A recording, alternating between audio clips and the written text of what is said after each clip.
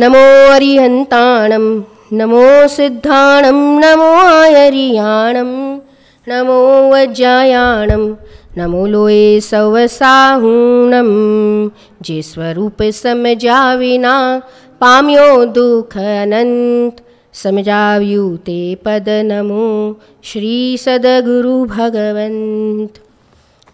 જો આ વિષય બહુ જ સરસ છે, થોડીક આપણે આની ચર્ચા કરીએ. સૌથી પહેલાં સર્વજ્ઞ કોને કહેવાય? જો સાંભળો સાંભળો, અહીંયા જો મારી સામે, સર્વજ્ઞ કોને કહેવાય? સર્વજ્ઞ સર્વજ્ઞ કોને કહેવાય? સાંભળજો ધ્યાનથી, બોલો. હા, આપણે શું કહીએ? જે લોકના બધા પદાર્થોને એક સાથે એક સમયમાં જાણે છે એને સર્વજ્ઞ કહેવાય. આ પરિભાષા અધૂરી છે, સમજો. આ પરિભાષા કેમ અધૂરી છે? આ પરિભાષા કેમ અધૂરી છે? લોકના બરાબર નથી રૂપાબેન આ પરિભાષા? હા બોલો, તો શું છે? બહુ બે વાત મિસિંગ છે સર્વજ્ઞની પરિભાષામાં. જે હું બોલી કે લોકના બધા પદાર્થોને, છોએ દ્રવ્યોને એક સાથે એક સમયમાં જાણે, આ પરિભાષા કેમ અધૂરી છે? કારણ કે હા, જેમ છે એમ જાણે. કારણ કે બે વાત મિસિંગ છે. શું બે વાત મિસિંગ છે? એક તો પોતાના આત્મા સહિત સ્વપૂર્વક લોકાલોકને જાણે, એક વાત એ. અને બીજી વાત લોકને જ જાણે, અલોકને પણ જાણે. દ્રષ્ટિબેન સમજો, સર્વજ્ઞ ત્રણ વાત આવી: સ્વ, પૂર્વક, પર. સમજાય છે? અને પરમાં પણ લોક અલોક બેવ. અલોકને પણ જાણે કે નહીં સર્વજ્ઞ? લોકાકાશની બહાર જે અનંત અલોક આકાશ છે, એ અલોક આકાશને પણ સર્વજ્ઞ પરમાત્મા જાણે છે. તો સર્વજ્ઞની પરિભાષા થઈ. હવે આપણે સર્વજ્ઞને માનીએ છીએ કે નહીં? બોલો બોલો સંધ્યાબેન, સર્વજ્ઞને માનીએ છીએ કે નહીં? સર્વજ્ઞને માનીએ છે પણ સર્વજ્ઞની નથી માનતા. શું કરીએ ભૂમિ? આગળ આવજો. સર્વજ્ઞને માનીએ છે પણ શું નથી માનતા? સર્વજ્ઞની નથી માનતા. સમજાય છે? સર્વજ્ઞને માનીએ છે પણ સર્વજ્ઞના સ્વરૂપને નથી માનતા. શું કીધું રૂપાબેન? સર્વજ્ઞના સ્વરૂપને નથી માનતા. સ્વરૂપને નથી માનતા એટલે જેવું સર્વજ્ઞનું સ્વરૂપ છે એ સ્વરૂપને આપણે જેમ છે એમ નથી માનતા. અગર સર્વજ્ઞના સ્વરૂપને માનીએ અને આપણે નિર્મોહી અને વીતરાગી ન થઈએ એવું બને નહીં. સમ્યક દર્શનની પ્રાપ્તિ ન થાય એવું બને નહીં. શું કીધું વિલાસમાસી? સર્વજ્ઞના સ્વરૂપને અગર આપણે માનીએ, અગર એના સ્વરૂપને યથાર્થ સ્વીકારીએ. હવે સર્વજ્ઞના સ્વરૂપને એટલે શું? કે જે એમની દશા છે અને જે એમની દશા જે રીતે પ્રગટ થઈ છે અને એમના જ્ઞાનમાં જે જણાવી રહ્યું છે એને આપણે જેમ છે એમ માનશું તો આપણે અંદરની અનંત આકુળતા નષ્ટ થયા વગર નહીં રહે. હવે આપણે થોડીક એની ચર્ચા કરીએ. જેવી રીતના ફોર એક્ઝામ્પલ કે આ કાણું છે, એની નીચે બહુ બધી કીડીઓ છે. આપણે નહીં જાણી શકીએ પણ સર્વજ્ઞ જાણે છે કે નહીં? જાણશે કે નહીં? હવે શું પ્રયોજન છે જાણવાનું? પ્રયોજન કાંઈ નથી, સમજો. પરંતુ એ એમના જ્ઞાનની સામર્થ્યનો સ્વીકાર અને સામર્થ્યને પ્રસિદ્ધ કરે છે. શું પ્રસિદ્ધ કર્યું? ખ્યાલ છે? એમના જ્ઞાનની જે સામર્થ્ય છે એ સામર્થ્ય શું થઈ? પ્રસિદ્ધ થઈ. કે એમના જ્ઞાનમાં લોકાલોકના સમસ્ત પદાર્થો પ્રતિ સમય જણાય છે. કોઈ પદાર્થ એવું નથી કે એમના જ્ઞાનમાં જણાવાથી રહી જાય. બે વાત. કેમ નથી? કારણ કે સર્વજ્ઞની જ્ઞાનની પર્યાયની એવી પૂર્ણ સામર્થ્ય ખીલી છે. અને બીજું કે લોકાલોકના પદાર્થોમાં સમજાય છે પ્રમેયત્વ શક્તિ હોવાના કારણે એ જ્ઞાનમાં જણાય છે. શું કીધું? પ્રમેયત્વ શક્તિનું શું સ્વરૂપ છે? પ્રમેયત્વ શક્તિ અસ્તિત્વ, વસ્તુત્વ, દ્રવ્યત્વ, પ્રમેયત્વ જે શક્તિના કારણે, બોલો ભૂમિબેન, જે શક્તિના કારણે હા એ દ્રવ્ય કોઈના ને કોઈના જ્ઞાનનો વિષય બને. કોઈના ને કોઈના જ્ઞાનનો વિષય બને. તો કોના જ્ઞાનનો વિષય બનશે? યા તો મતિ જ્ઞાનનો, યા તો શ્રુત જ્ઞાનનો, યા તો અવધિ જ્ઞાનનો, યા તો મનપર્યાય જ્ઞાનનો, યા તો કેવળ જ્ઞાનનો. તો એ પદાર્થો કોઈના ને કોઈના જ્ઞાનનો વિષય બનશે અને કેવળ જ્ઞાન એ પદાર્થોને જેમ છે એમ જાણશે. હવે કેવી રીતના જાણશે? તો કે એના દ્રવ્યને, એમાં રહેલા અનંત ગુણોને, અને ત્રીજી વાત કે એમાં રહેલા અનંત ગુણોની ત્રિકાળવર્તી પર્યાયોને પણ જેમ છે એમ જાણશે. બસ આમાં આવી ગઈ બધી વાત કે ત્રિકાળવર્તી સર્વ પર્યાયોને જેમ છે એમ જાણશે. એનો મતલબ કે હરેક દ્રવ્યના હરેક ગુણની હરેક સમયની પર્યાય કેવી છે? નિશ્ચિત છે. આ છે સર્વજ્ઞતા. પોઈન્ટ સમજાય છે? કેમ જાણ્યું? કારણ કે નિશ્ચિત હતી એટલે જાણ્યું. જાણ્યું એટલે નિશ્ચિત થઈ? જાણ્યું એટલે નિશ્ચિત થઈ? તો કે ના, નિશ્ચિત હતી એટલે જાણ્યું. નિશ્ચિત હતી એટલે જાણ્યું.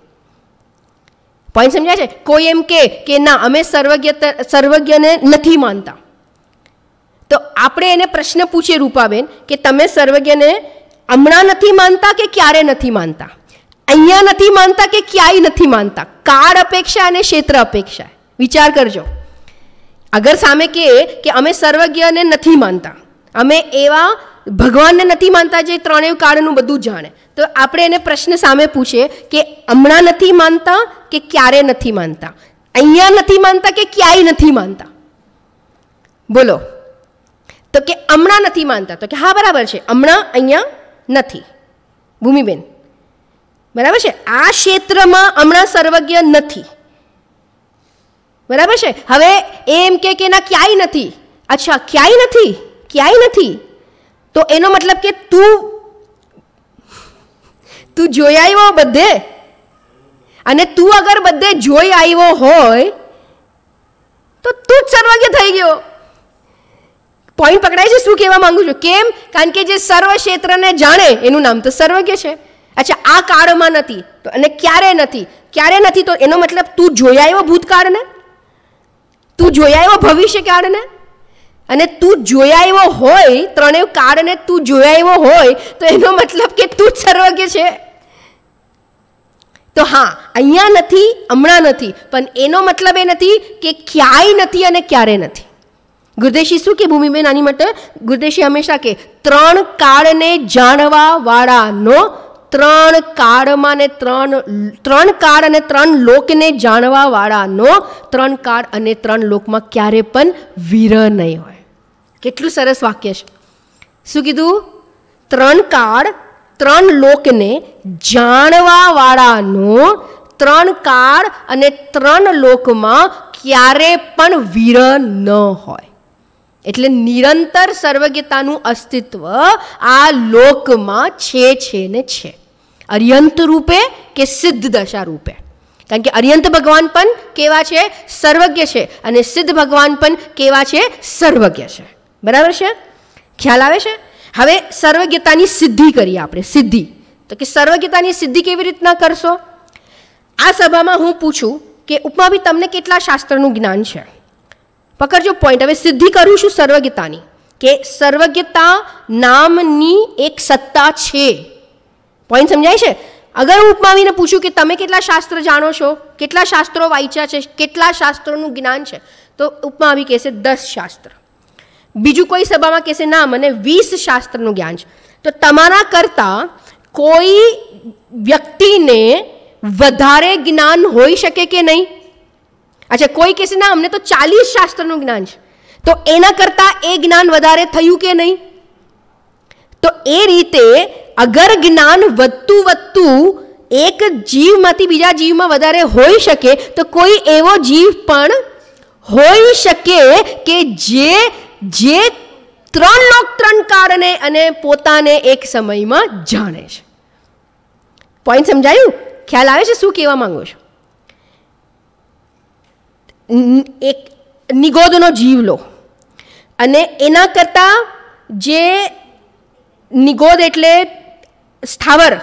સ્થાવરમાં વનસ્પતિમાં સાધારણ વનસ્પતિ, સમજાય છે? હવે એમાંથી એ બહાર નીકળ્યો અને બે એકેન્દ્રિય, નિગોદ એટલે એકેન્દ્રિય, એમાંથી એ બહાર નીકળ્યો તો બે ઇન્દ્રિય પર્યાયવાળાનું જ્ઞાન વધારે છે. ક્ષયોપશમ, બે ઇન્દ્રિય કરતા ત્રણ ઇન્દ્રિય જીવનું જ્ઞાન વધારે છે. તો તમે સમજાય છે? જ્ઞાન વધતું વધતું વધતું વધતું અસંગની કરતા, અસંગની જીવ કરતા સંગની જીવનું જ્ઞાન વધારે. તિર્યંચ કરતા નારકીનું જ્ઞાન વધારે, ક્ષયોપશમ. નારકી કરતા દેવોનું જ્ઞાન વધારે, ક્ષયોપશમ. અને દેવો કરતા મનુષ્યનું ક્ષયોપશમ જ્ઞાન વધારે. મનુષ્યમાં પણ મતિશ્રુત જ્ઞાન કરતા, ચલો આગળ, અવધિ જ્ઞાન વધારે. અવધિ જ્ઞાન કરતા મનપર્યાય જ્ઞાન, મનપર્યાય જ્ઞાનમાં પણ વિપુલમતી કરતા રુજુમતીનું જ્ઞાન વધારે. એના ભેદ છે. અને એમાં પછી આગળ મનપર્યાય કરતા કેવળ જ્ઞાન સૌથી ઉત્કૃષ્ટ જ્ઞાન છે. તો આ રીતે હવે બે વાત કહું છું, દોષ અને આવરણ.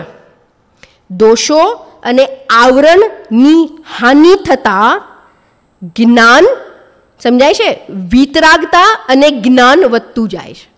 દોષો અને આવરણની હાનિ થતા વિતરાગતા અને કેવળ જ્ઞાન શું થાય છે? જ્ઞાન શું થાય છે? વધતું જાય છે.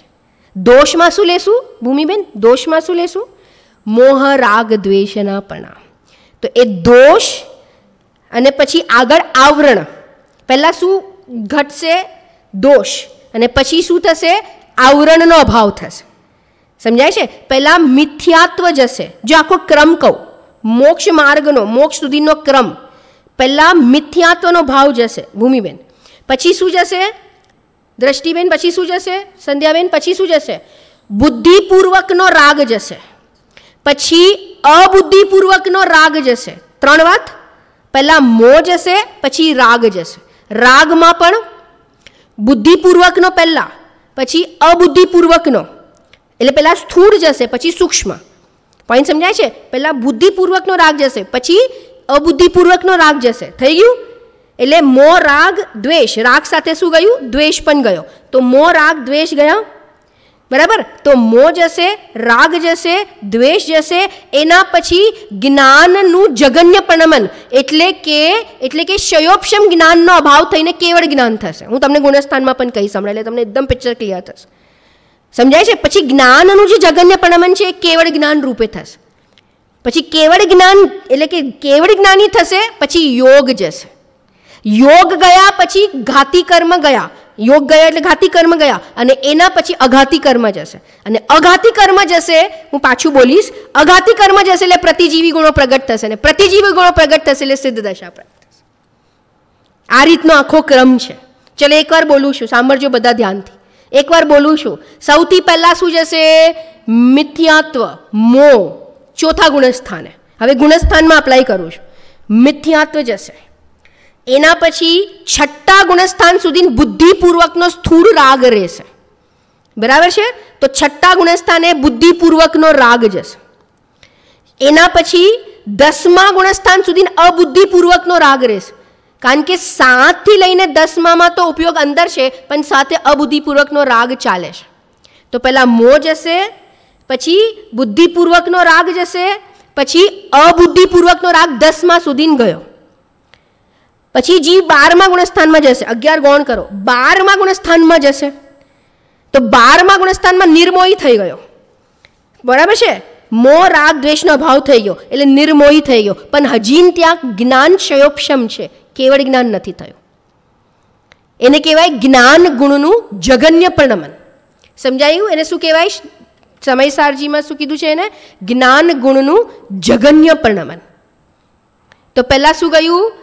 બોલો જલ્દી પાછળ. પહેલાં શું ગયું? મોહ, પછી બુદ્ધિપૂર્વકનો રાગ, પછી અબુદ્ધિપૂર્વકનો રાગ, પછી શું જશે? પછી શું જશે? જ્ઞાન ગુણનું જગન્ય પ્રણમન. એટલે જીવ 13મા ગુણસ્થાનમાં આવી ગયો. 13મા ગુણસ્થાનમાં આવી ગયા એટલે 4 ઘાતી કર્મનો અભાવ થઈ ગયો. 4 ઘાતી કર્મનો અભાવ થયો એટલે કેવળ જ્ઞાન પ્રગટ થયું. નિયમ છે પહેલાં વિતરાગતા થશે ને પછી કેવળ જ્ઞાન થશે.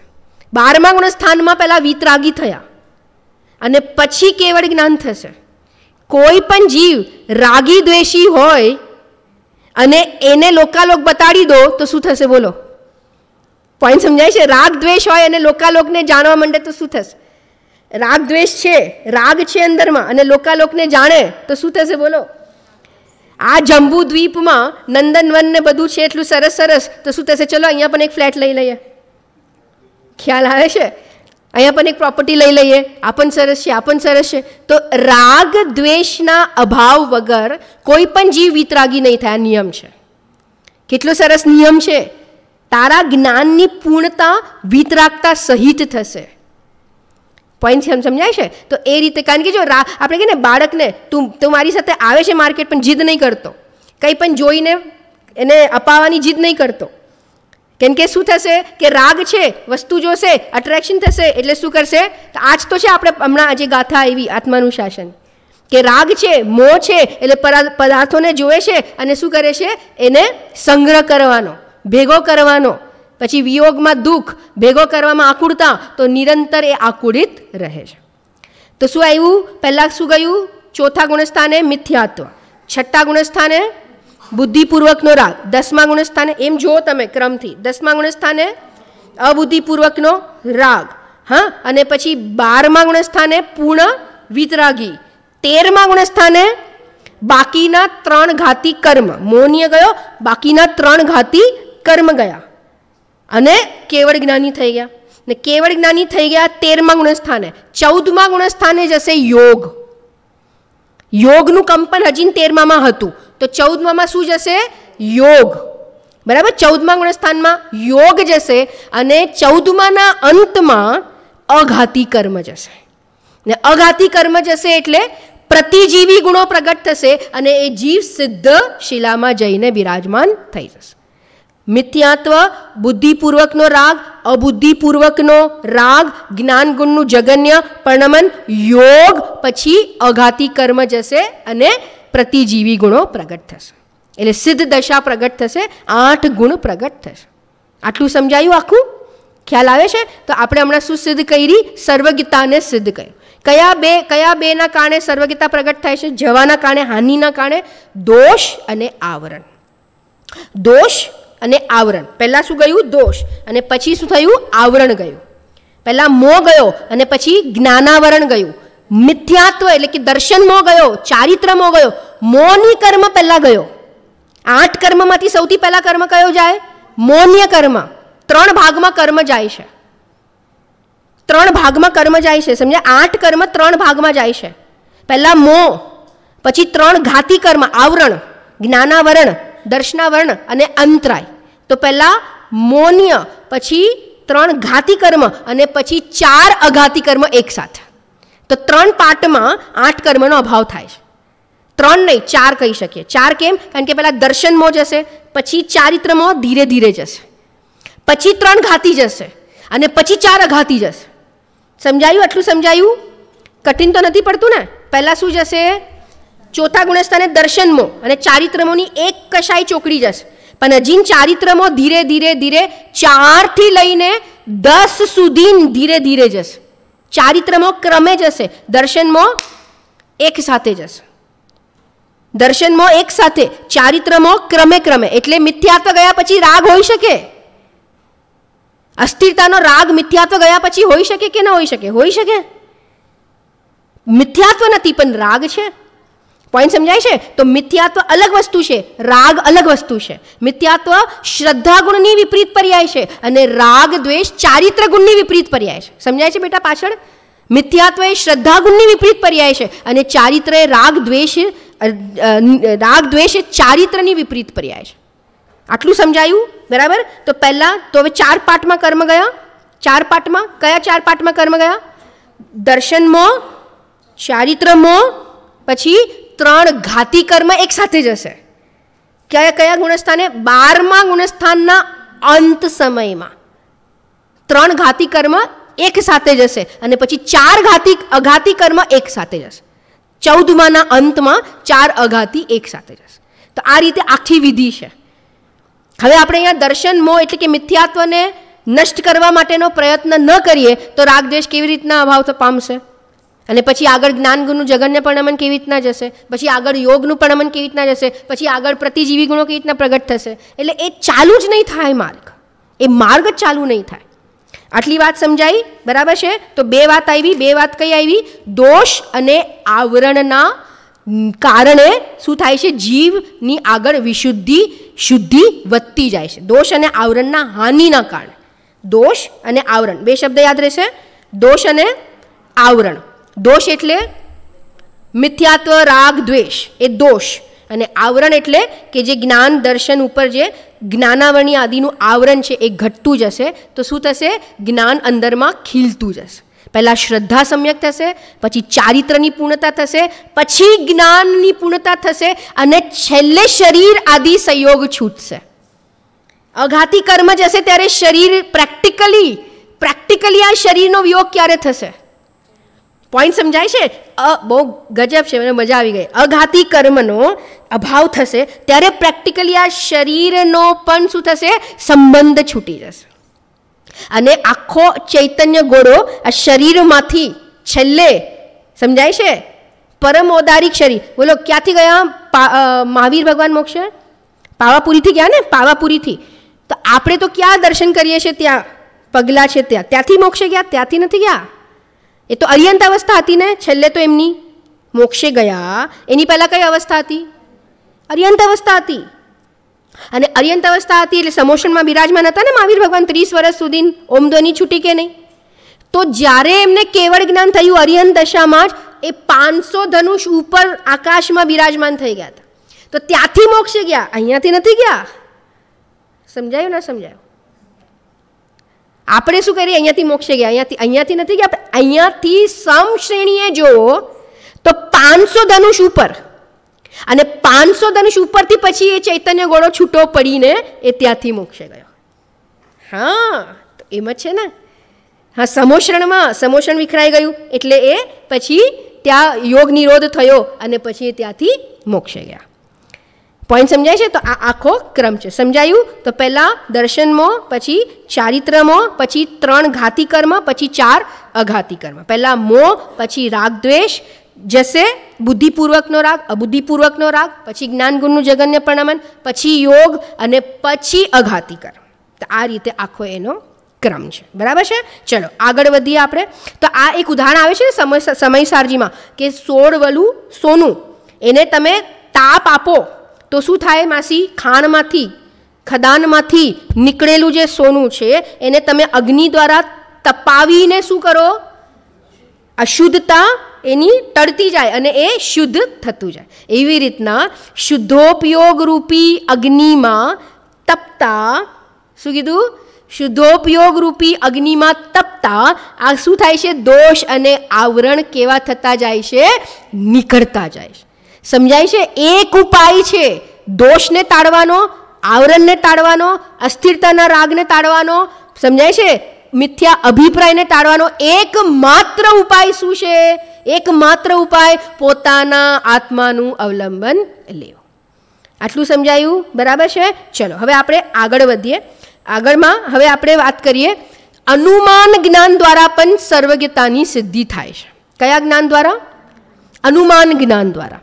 અનુમાન જ્ઞાન દ્વારા એટલે જ્યાં જ્યાં ધુઆ હૈ વહાં વહાં અગ્નિ હૈ. તો ધુઆને જોઈને આપણે કોનું અનુમાન કર્યું? અગ્નિનું. ધુઆને જોઈને, ધુમાડાને જોઈને આપણે કોનું અનુમાન કર્યું? અગ્નિનું કર્યું ને. તો એવી રીતના કોઈ મનપર્ય જ્ઞાની હોઈ શકે, કોઈ અવધિ જ્ઞાની હોઈ શકે, કોઈને આટલું જ્ઞાન હોઈ શકે, તો એને પૂર્ણ જ્ઞાન પણ હોઈ શકે એવું અનુમાન આપણે કેવળ જ્ઞાન સંબંધી લગાવી શકીએ. કેમ? કારણ કે હમણાં વર્તમાનમાં આપણી સામે કોઈ પ્રત્યક્ષ કેવડી નથી. આટલું સમજાયું? બરાબર. હવે આપણે આગળ વધીએ. જો 3 રીતે કેવળ જ્ઞાનની સિદ્ધિ થાય છે સર્વજ્ઞતાની. સર્વજ્ઞ ભગવાન સૂક્ષ્મ 3 પદાર્થ લઉં છું. સૂક્ષ્મ, પછી અંતરિત, થોડા નવા શબ્દ છે. સૂક્ષ્મ, અંતરિત અને દૂરવર્તી પદાર્થોને કોણ જાણે છે? બોલો. હવે જો આપણી વાત કરીએ તો સૂક્ષ્મ, જેવી રીતના હું તમને અહીંયાથી આ બુક દેખાડું તો મોટા અક્ષર હશે તો તમે વાંચી શકશો, પછી નાના નાના અક્ષર થતા જશે તો જે રીતના ઓલું આપણે આઈ ટેસ્ટિંગ કરે ને, એટલે ગ્લાસ લગાડે આઈ ટેસ્ટિંગમાં, સમજાય છે? એટલે નાના મોટા અક્ષર બતાડે, પછી નાના, પછી નાના, પછી નાના. પોઈન્ટ સમજાય છે? તો એટ અ ટાઈમ પછી આપણે કહીએ કે નહીં હવે નથી વંચાતો.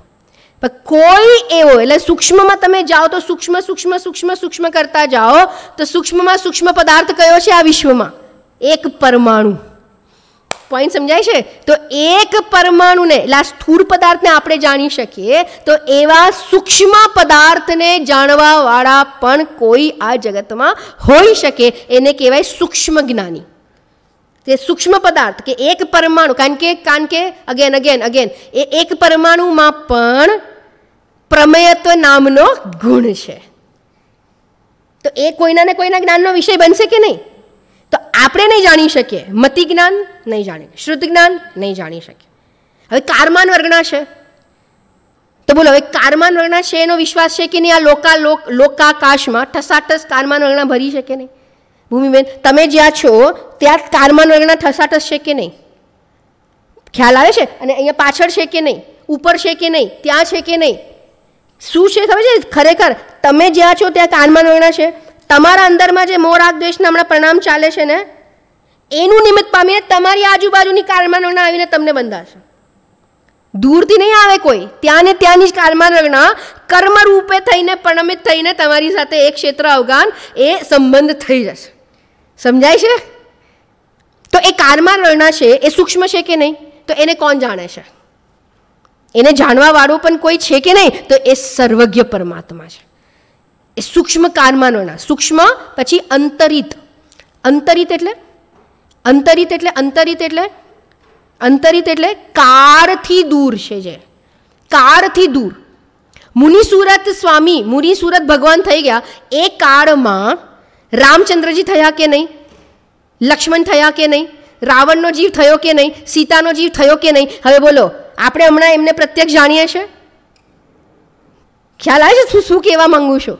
તે કાળથી દૂર પદાર્થોને, એટલા પહેલાના કાળવર્તી દૂર પદાર્થોને આપણે હમણાં પરોક્ષ જાણી શકીએ છીએ કે નહીં? આપણે હર સ્વાધ્યાયમાં રાવણ, લક્ષ્મણ અને રામની ચર્ચા કરતા હશું કે નહીં કહો? તો એટલા દૂરવર્તી પદાર્થને આપણે જાણી શકીએ તો એની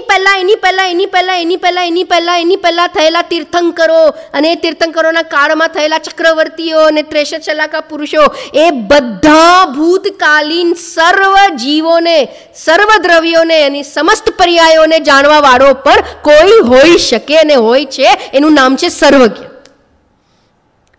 આ રીતે સિદ્ધિ સમજાય છે? સિદ્ધિ આપણે કેમ, અચ્છા, ભવિષ્યકાલીન પદાર્થોને આપણે પણ એક લિમિટમાં તો જાણી. અરે કાલે કયો વાર છે? ભવિષ્યનું જ્ઞાન આપણને પણ એક લિમિટમાં થઈ શકે કે નહીં? 1 મહિના પછી આ દિવસે કઈ તિથિ છે, હવેના 10 લક્ષણ પર્વ ક્યારે આવશે, હવેની દિવાળી ક્યારે આવશે, પોઈન્ટ સમજાય છે? તો આપણે પણ એક લિમિટમાં ભવિષ્યનું જાણી શકીએ છીએ. એટલું જ્ઞાન આપણા પાસે છે. તો કોઈ એક જીવ એવો છે કે જે ભવિષ્ય, અનંત ભવિષ્યને પણ જાણી શકવામાં સમર્થ છે. કારણ કે જ્ઞાન, આનાથી જ્ઞાનની સામર્થ્યની સિદ્ધિ થાય છે. તમને સમજાય છે? જ્ઞાનની સામર્થ્યની સિદ્ધિ થાય છે. તો બે કયા કીધા? સૂક્ષ્મ અને અંતરિત. અને દૂરવર્તી. તો ક્ષેત્રથી જે દૂર છે. નંદીશ્વર દ્વીપનું આપણે ઉપર માંડલું બનાવ્યું, નંદીશ્વર દ્વીપનું આપણે ગયા છે, હમણાં જઈ શકીએ છીએ દૂરવર્તી નંદીશ્વર દ્વીપને જોવા માટે. તો આપણા જ્ઞાનનો તો વિષય નથી. તો એનું વર્ણન ક્યાં આવ્યું? તો આગમમાં. અચ્છા, એનું વર્ણન કોને લખ્યું? તો કે આચાર્યોએ લખ્યું. અચ્છા, એ વાણી આવી ક્યાંથી? એ જ્ઞાન આવ્યું ક્યાંથી? તો કે પૂર્વ આચાર્ય, ગંધર્વો. અને અલ્ટિમેટ એ જ્ઞાન ક્યાંથી મળ્યું? તો કે સર્વજ્ઞ. એમની વાણીના આધારે આપણે એમને સર્વજ્ઞ માનીએ છીએ. બોલો, તમે વિચાર કરો કે એક શું કહેવાય, બટેટામાં આટલા અનંત જીવ, એના એક કણમાં આટલા અનંત જીવ છે. એ કોણ, કયા માઇક્રોસ્કોપથી તમે જાણી શકશો? કઈ લેબોરેટરીમાં જાણી શકશો? કયા રિસર્ચ કરીને જાણી શકશો? એને જાણવા વાળો કોણ છે? સર્વજ્ઞ. પોઈન્ટ પકડાય છે? સર્વજ્ઞતાની સિદ્ધિ. હવે ઘણા ભૂતને તો ચલો ભગવાન જાણે, સ્વીકારશે. વર્તમાન જે થઈ ગયું એને જાણે, નો પ્રોબ્લેમ. સાંભળજો ધ્યાનથી, થોડોક આપણે કહીએ ને કે પોઈન્ટ ઇમ્પોર્ટન્ટ છે. વર્તમાનને જે થઈ રહ્યું છે એને જાણે, નો પ્રોબ્લેમ. પણ પોઈન્ટ સમજાય છે? ભવિષ્યમાં થવા વાળું જે છે એને પણ જાણે, એની સ્વીકૃતિ સહજતાથી સાંભળજો ધ્યાનથી, નથી કરી શકતા. કેમ? કારણ કે અગર એને જાણીને એ ફિક્સ છે તો આપણી અંદરની કર્તૃત્વની દિવાલ અને એને જરા ધક્કો લાગે છે કે બધું જ ફિક્સ છે તો પછી હું શું કરી શકીશ, એવી કર્તૃત્વની જે પણ આપણી અંદરની ઊંધી માન્યતા છે એને ધક્કો લાગતા આપણને સહજ સ્વીકાર નથી થતું. એનો મતલબ કે અગર તને અંદરમાં હજી કર્તૃત્વનો ભાવ પોષાઈ રહ્યો છે તો એનો મતલબ તે સર્વજ્ઞતાને નથી માન્યો. ત્યારે જ તો હેરફેરનો ભાવ આવે છે. પોઈન્ટ પકડજો. હેરફેરનો ભાવ કેમ આવે છે? કરવાનો ભાવ કેમ આવે છે? ફેરફારનો ભાવ કેમ આવે છે? આપણી ઈચ્છા અનુસાર પરપદાર્થને પરણવાનો ભાવ કેમ આવે છે? કેમ આવે છે? જલ્દી બોલો. અગર આપણે એક બાજુ આપણને સર્વજ્ઞાનની પરિભાષા ખબર છે અને એક બાજુ આપણા અંદરમાં ભાવ ચાલે છે, તો આ મેળ ખાય છે? પોઈન્ટ પકડાય છે? હું શું કહેવા માંગુ છું રૂપાબેન? તમે એક બાજુ સર્વજ્ઞની પરિભાષા તો ધડાધડ બોલી ગયા કે જે 6 દ્રવ્યના સમસ્ત ગુણોને, ત્રિકાળવર્તી પદાર્થોને, ત્રણેવ લોકને, ત્રણેવ કાળને, લોકને, અલોકને, એની બધી પર્યાયોને, ત્રિકાળવર્તી પર્યાયોને એક સાથે એક સમયમાં સ્પષ્ટ પ્રત્યક્ષ જાણે એનું નામ સર્વજ્ઞ. બોલી ગયા કે નહીં? અને પછી અહીંયા શું ચાલે છે? અગર જાણે છે એનો મતલબ કે પર્યાય ફિક્સ છે. પોઈન્ટ સમજાય છે? એ પર્યાય ફિક્સ છે એનો મતલબ કે એનો કાળ ફિક્સ છે, એ યોગ્યતા ફિક્સ છે, એ 5 સમવાય ફિક્સ છે, એ ષટકારક ફિક્સ છે, એની ક્રમબદ્ધતા ફિક્સ છે. અગર એ એક દ્રવ્યની પર્યાય ફિક્સ છે અને અગર આપણે એને બોલીએ છીએ તો માનતા કેમ નથી? માનતા હોત તો કર્તૃત્વના ભારમાં આપણે આકુળિત ન થતા હોત. પકડાય છે? આને કહેવાય સહજ એક્સેપ્ટન્સ. સહજ એક્સેપ્ટન્સ ક્યારે આવશે? કે જ્યારે આપણે સર્વજ્ઞતાના સ્વરૂપને યથાર્થ જાણીશું. બહુ સરસ વાત હમણાં ચર્ચામાં પણ આવી હતી, હેમંતભાઈ પણ બહુ સરસ વાત લીધી હતી કે સર્વજ્ઞતાનો નિર્ણય એટલે ક્રમબદ્ધ પર્યાયનો નિર્ણય. સ્ટેપ જો તમે, સર્વજ્ઞતાનો નિર્ણય એટલે ક્રમબદ્ધ પર્યાયનો નિર્ણય, અને ક્રમબદ્ધ પર્યાયનો નિર્ણય એટલે અકર્તા સ્વભાવનો નિર્ણય, અને અકર્તા સ્વભાવનો નિર્ણય એટલે જ્ઞાતા સ્વભાવનો નિર્ણય, અને જ્ઞાતા સ્વભાવનો નિર્ણય એટલે અનાકુળ નિરાકુળ સુખની પ્રાપ્તિ. કારણ કે સર્વજ્ઞતાનો નિર્ણય થયો એટલે આપણને કોનો નિર્ણય થયો? ક્રમબદ્ધનો. ક્રમબદ્ધ પર્યાયના નિર્ણય માટે સર્વજ્ઞતા એ મૂળ આધાર છે. મૂળ આધાર. સર્વજ્ઞતા એ મૂળ આધાર છે. તો સર્વજ્ઞતાનો નિર્ણય થયો એનો મતલબ આપણને કોનો નિર્ણય થવો જોઈએ? પાછળ આવો. સર્વજ્ઞતાનો નિર્ણય થયો એનો મતલબ આપણને કોનો નિર્ણય થવો જોઈએ? ક્રમબદ્ધ પર્યાયનો. યાદ રાખજો ભૂમિબેન આ 4 શબ્દ. સર્વજ્ઞતાનો નિર્ણય થયો, ભગવાનના કેવળ જ્ઞાનનો નિર્ણય થયો, એમની એક સમયની કેવળ જ્ઞાનની સામર્થ્યનો નિર્ણય થયો, એના સ્વરૂપનો નિર્ણય થયો કે ઓહો એક સમયની કેવળ જ્ઞાનની પર્યાય એટલે લોકને, સ્વને, પરને બધાને એક સાથે ત્રિકાળવર્તી પર્યાયોને એક સાથે એક સમયમાં જાણે. એનો મતલબ કે એકો એક દ્રવ્યની, એકો એક સમયની, એકો એક પર્યાય ફિક્સ છે. તો એના નિર્ણયથી કોનો નિર્ણય થયો? ક્રમબદ્ધ પર્યાયનો. સર્વજ્ઞતાના નિર્ણયથી કોનો નિર્ણય થયો? ક્રમબદ્ધ પર્યાયનો. અને ક્રમબદ્ધ પર્યાયનો નિર્ણય થયો તો એનો મતલબ કે આપણો ઉપયોગ ક્યાં જવો જોઈએ? પોઈન્ટ સમજાય છે? એનો મતલબ કે આપણો ઉપયોગ ક્યાં જવો જોઈએ? કે પર્યાયનું કર્તૃત્વ, પરદ્રવ્યનું કર્તૃત્વ, આપણી અંદરની પર્યાયનું કર્તૃત્વ પણ છૂટી ગયું તો એનો મતલબ ઉપયોગ ક્યાં જવો જોઈએ? દ્રવ્ય સન્મુખ. અને દ્રવ્ય સન્મુખ ઉપયોગ ગયો તો અંદરમાં અકર્તા અને જ્ઞાતા સ્વભાવનો અનુભવ થયો. પોઈન્ટ સમજાય છે? પોઈન્ટ સમજાય છે? સમજાયું ભૂમિબેન શું કીધું? સર્વજ્ઞતાનો નિર્ણય ઇઝ ઇક્વલ ટુ બોલો ક્રમબદ્ધ પર્યાયનો નિર્ણય, અને ક્રમબદ્ધ પર્યાયનો નિર્ણય ઇઝ ઇક્વલ ટુ અકર્તાનો નિર્ણય. પોઈન્ટ સમજાય છે ને? અકર્તાનો નિર્ણય ઇઝ ઇક્વલ ટુ જ્ઞાતા સ્વભાવનો નિર્ણય. જો જે વેશમાં અન્યમતીઓ, અન્યતા નહીં લેતા સમજવાની કોશિશ કરજો. રામચંદ્રજી છે, કૃષ્ણ છે, સમજાય છે, પછી મહાદેવ છે, આ બધાને ભગવાન માને છે. અમે એમને ભગવાન માનીએ છીએ, રામચંદ્રજી અને કૃષ્ણને ભાવિના ભગવાન. નિર્મલ નામના ભગવાન તીર્થંકર થવાના છે શ્રી કૃષ્ણ. નિર્મલ નામના તીર્થંકર થવાના છે શ્રી કૃષ્ણ. રામચંદ્રજી ભગવાન થઈ ગયા અને આ મહાદેવ પણ આગળ સમજાય છે એ પણ ભગવાન થવાના છે. પણ જે રૂપમાં જગત એને ભગવાન માને છે અમે એ રૂપમાં નથી માનતા. પોઈન્ટ પકડાય છે? શું કહેવા માંગે છે? રામચંદ્રજીને જ્યારે આપણે કહીએ ને કે સીતાજીનું અપહરણ થઈ ગયું અને અગર એમને માને તો સીતાજીનું અપહરણ થઈ ગયું તો એને ખબર ન પડે કે કોણ લઈ ગયું? પોઈન્ટ પકડાય છે? શું કહેવા માંગુ છું? તો હે સીતે હે સીતે હે સીતે કેમ કરતા હતા? આગળ થશે કેવળ જ્ઞાની, પણ એ સ્ટેજમાં એ રાજાના વેશમાં જે પૂજે છે ભગવાન તરીકે, એ વેશમાં અમે ભગવાન નથી માનતા. માનીએ છીએ અમે રામચંદ્રજી, શ્રી કૃષ્ણને પણ માનીએ છીએ. અચ્છા, એમને અગર એ વેશમાં તમે ભગવાન માનો તો એમને જે એમનો પુત્રનો જન્મ થયો ને, પ્રદ્યુમન, એમનો જન્મ થયો અને એનું અપહરણ થઈ ગયું, 16 વર્ષ પછી મળ્યો, તો બોલો ત્યારે એને કેમ ન ખબર પડી કે કોણ લઈ ગયું? પોઈન્ટ તમને સમજાય છે શું કહેવા માંગુ છું?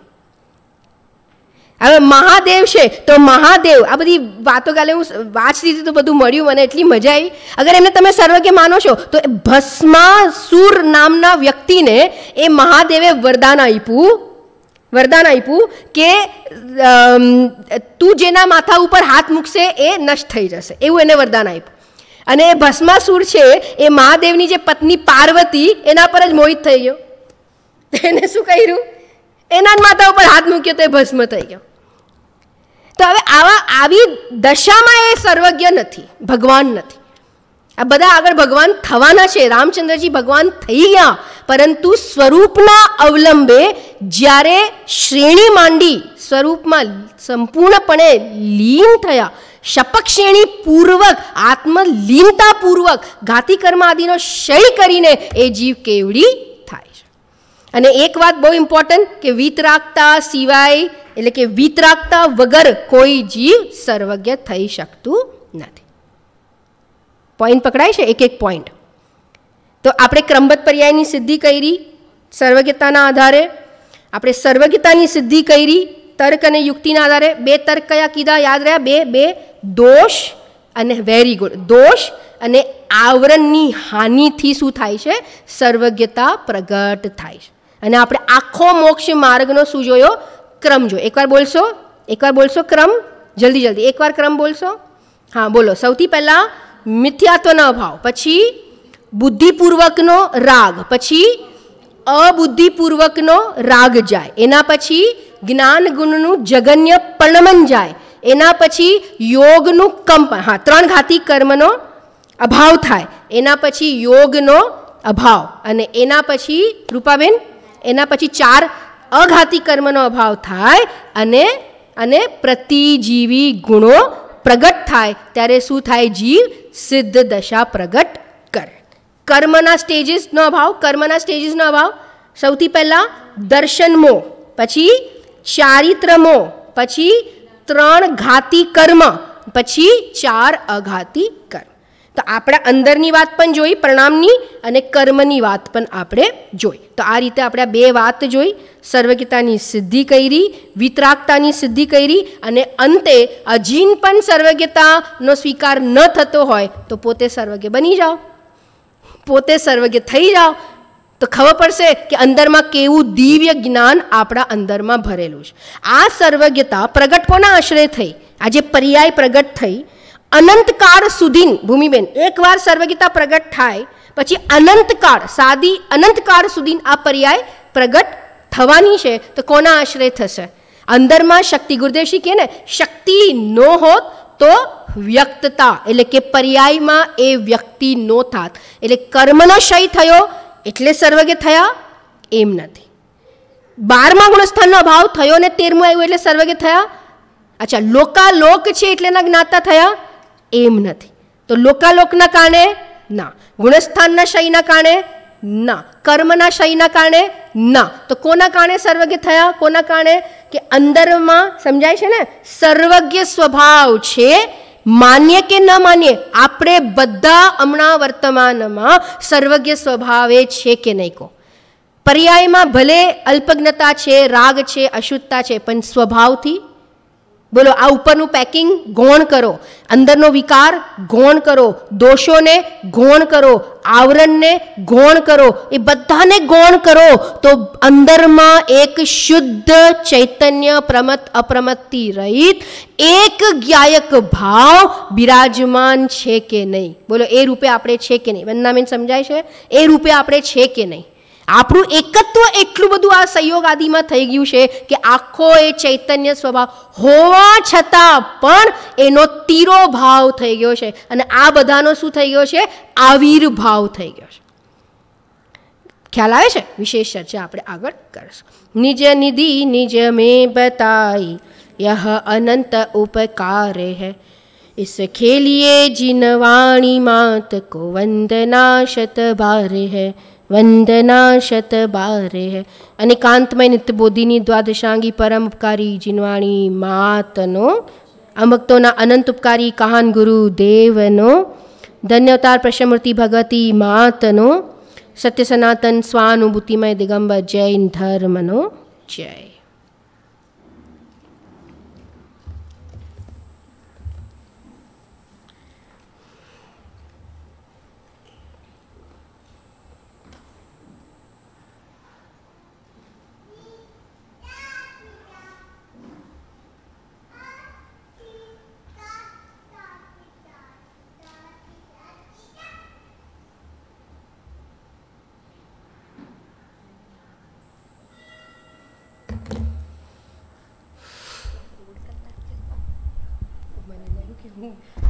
વચ્ચે બ્રેક લાવીશ કરીશ પછી હા પછી શું પાછું એવું થાય, ડિસ્ટર્બ થાય.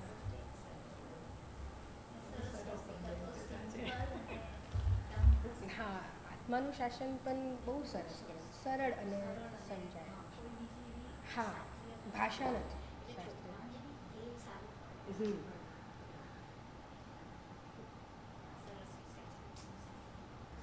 સરળ કહેતા તો એવરગ્રીન છે. મને આ થયું